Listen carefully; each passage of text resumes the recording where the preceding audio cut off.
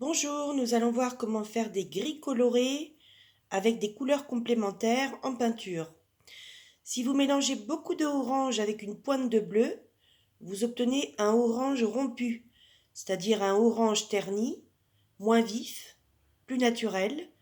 Et si vous y rajoutez du blanc dedans, vous obtenez un gris orangé que j'appelle un peu une couleur cérusée, comme dans des vieux meubles un peu grisés, un orange cérusé, grisé.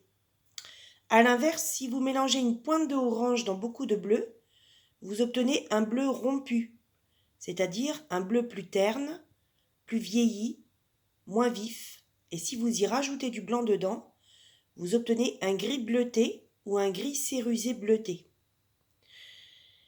Et on peut continuer comme ça avec toutes les couleurs complémentaires. Si vous mélangez une pointe de jaune dans beaucoup de violet, vous obtenez un violet rompu, terni, plus naturel, moins vif, et si vous rajoutez du blanc dedans, vous obtenez un gris-violet, un peu cérusé. A l'inverse, si vous mélangez une pointe de violet dans beaucoup de jaune, vous obtenez un jaune rompu, terni, vieilli, moins vif, et si vous rajoutez du blanc dedans, vous obtenez un gris-jaune.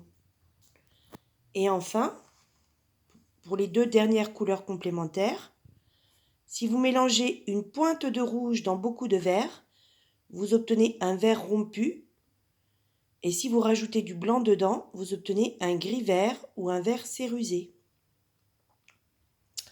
A l'inverse, si vous mélangez une pointe de vert dans beaucoup de rouge, vous obtenez un rouge rompu, et si vous rajoutez du blanc dedans, vous obtenez un gris rouge, c'est-à-dire un rouge cérusé, un gris rouge cérusé. Voilà, bonne compréhension à tous. À la prochaine.